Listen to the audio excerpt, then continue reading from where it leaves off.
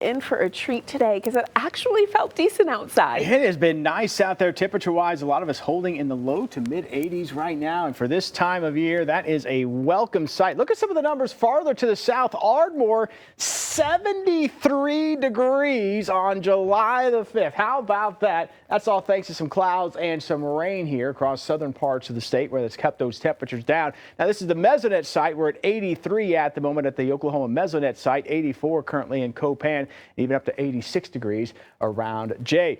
Temperature-wise tomorrow morning, we're going to start things out in the mid to upper 60s. Our average low would be around 72, so a few degrees below the average for tomorrow morning's temperatures. Very nice start, by the way. Very nice night tonight on the way.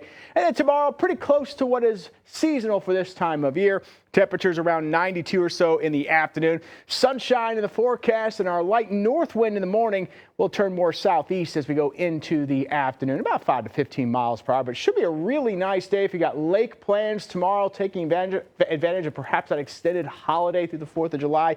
Again, really good stuff for us tomorrow. Temperatures might even hold into the upper 80s in a handful of spots as well. We will notice a touch of mugginess starting to return, but not as humid as what we've had so far this summer. So overall, I think tomorrow will be a very nice day across the area. Now, we're starting out today, again, very nice out there right now with temperatures into the 80s. If you have been out at area lakes, a lot of those lake levels are doing really good within about a foot or so of the norm you follow right now, right at normal. Skytook, though, unfortunately, still struggling about 5.4 feet, below the norm. And as we finish out the weekend, we will see a chance of storms coming in on Sunday, and some of those storms could be on the strong side. Still some question on the timing of that, but we'll break that down here in just a second. Here's what it looks like right now from downtown Tulsa. You can see some high-level cirrus clouds filtering through, a little sunshine filtering down through those clouds, but a great view on the Wade's RV Weather Camera Network. Nonetheless,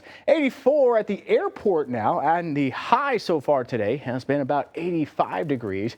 Bottomed out at 72 earlier this morning. Again, as we just talked about, right at average. You can see the rain here in southern Oklahoma. That's what we were talking about, keeping the temperature down a bit there. And a few of those sprinkles actually working into parts of Pittsburgh County and Latimer County. So we'll leave a sprinkle chance here across our southern counties, but the overall trend will be for this to move on out. You can see all the scattered storms here across parts of Texas. That'll all stay down to our south, and there's that steady flow here, some high-level clouds that we've got overhead right now. A lot of these clouds will start to clear out tonight, and that will give way to some sunshine tomorrow. High pressure settling in tomorrow morning. As that high does scoot off to the east, that's what turns that wind back around out of the south and east tomorrow afternoon. So we start to get that return flow. We start to draw up that moisture coming off of the Gulf of Mexico, so the mugginess will start to come back. We'll notice that on Sunday, and a storm system out to our north and west will be approaching, and that's what's going to start to increase our storm chances as we go into Sunday. May have a few storms in the morning hours to the north and west. Still some questions on this, but I'm going to go ahead and highlight it right now.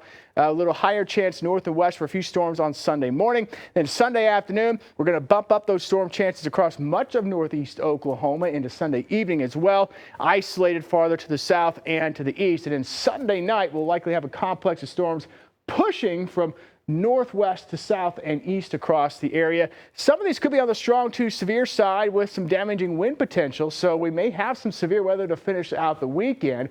Lower end with the hail and the flood threat, but may have to watch some of that flooding as well. Potential for some heavier rain. As we continue into next week, highs still in the 80s on Monday with a lingering storm chance. We'll gradually work our way back into the 90s at the end of next week with a slight chance of storms, and we'll get you into next weekend coming up at 6 o'clock.